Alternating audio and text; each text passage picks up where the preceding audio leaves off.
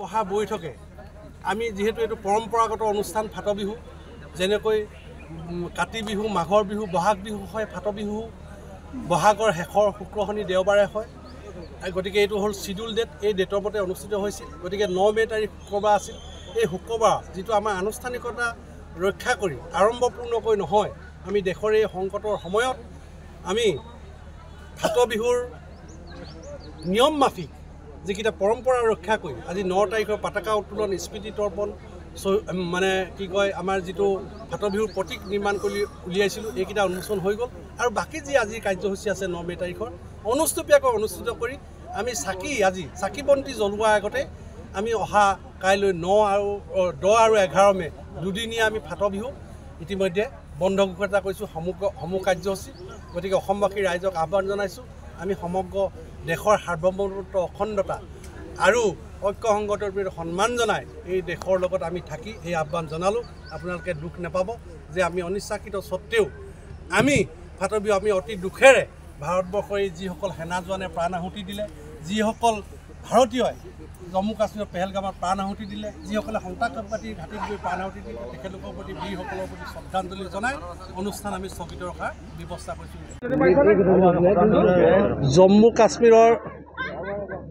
পেহেলগামত যি পৰিৱেশৰ সূচনা হ'ল ইয়াৰ পাছত ভাৰতবৰ্ষৰ চুবুৰীয়া দেশৰ মাজত ইতিমধ্যে যুদ্ধ আৰম্ভ হৈছে আমাৰ তীৰ্থযাত্ৰীসকলে প্ৰাণ হেৰুৱাৰ উপৰিও পেহেলগামত কেইবাগৰাকীও ভাৰতীয়ই তেখেতলোকক ৰক্ষা কৰিবলৈ গৈ আত্মবলিদান দিলে আৰু ইয়াৰ উপৰিও যোৱা 6 মে তাৰিখে পাকিস্তানৰ সন্ত্ৰাসবাদীৰ ঘাটিত আক্ৰমণ কৰিবলৈ গৈ ভাৰতৰ দুজন সেনা জোৱানে প্ৰাণ আহুতি দিব লগা হ'ল এই বীৰ জোৱানসকলৰ প্ৰতি আৰু এই তীৰ্থযাত্ৰীসকলৰ প্ৰতি আৰু যিসকল ভাৰতীয় তেখেতলোকক ৰক্ষা কৰিবলৈ গৈ আত্মবলিদান দিলে সকলোলৈকে ফাট বিহু সমিতিৰ লগতে সমগ্ৰ ঢকুৱাখানাবাসীয়ে গভীৰ শ্ৰদ্ধাঞ্জলি যাচিছোঁ আৰু আজি যোৱা ৰাতি মুখ্যমন্ত্ৰীয়ে এটা টুইট কৰিছিল মুখ্যমন্ত্ৰী ডাঙৰীয়াই যে অহা 10 মেৰ পৰা আমি মাহজোৰা আমি কাৰ্যসূচী পাতিলোঁ 10 মেৰ পৰা বিহুৰ কাৰ্যসূচীসমূহ বাতিল কৰি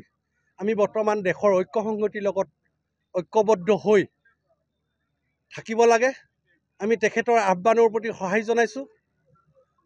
যিহেতু ফাট বিহুটো এটা মানে এটা কি কয় পৰম্পৰাগত অনুষ্ঠান বহাগৰ শেষৰ দেওবাৰটোক শেষৰ দিন হিচাপে লৈ আজি শ বছৰ ধৰি ফাট বিহু শুক্ৰ শনি দেওবাৰে অনুষ্ঠিত কৰি আহিছে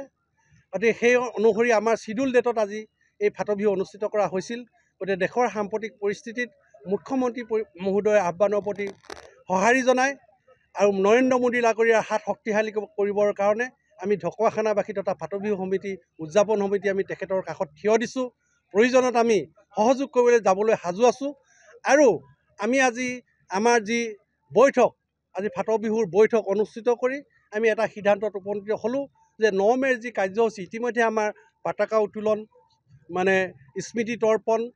ইতিমধ্যে আমাৰ যি ফাট বিহুৰ প্ৰতীক নিৰ্মাণ কৰি উলিয়াইছিলোঁ এই প্ৰতীক উন্মোচন হৈছে গতিকে এই তিনিওটা কাৰ্যসূচীৰ পিছত আৰু আমাৰ 2-1 কাৰ্যসূচী আছে এইকেইটা আমি অনুষ্ঠুপীয়াকৈ আজি মানে আমি অনুষ্ঠিত কৰি আজি 5 বছৰৰ পিছত আমি চাকি জ্বলা সন্ধিয়া চাকি জ্বলা আগত থাকি আমি ফাট বিহুৰ সমূহ অনুষ্ঠান বাতিল কৰিছোঁ ধন্যবাদ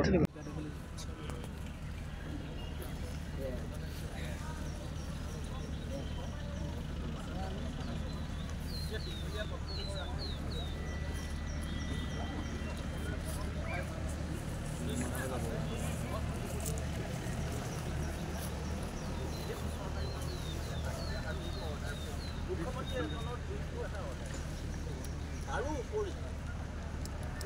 যুদ্ধ হ'বলৈ গৈছে যুদ্ধ এতিয়া যিটো হৈছে কেইজনমান ব্যক্তিয়ে ফুৰিবলৈ গৈ আহি থকা অৱস্থাত মৃত্যুবৰণ কৰিছে মানে মাৰিছে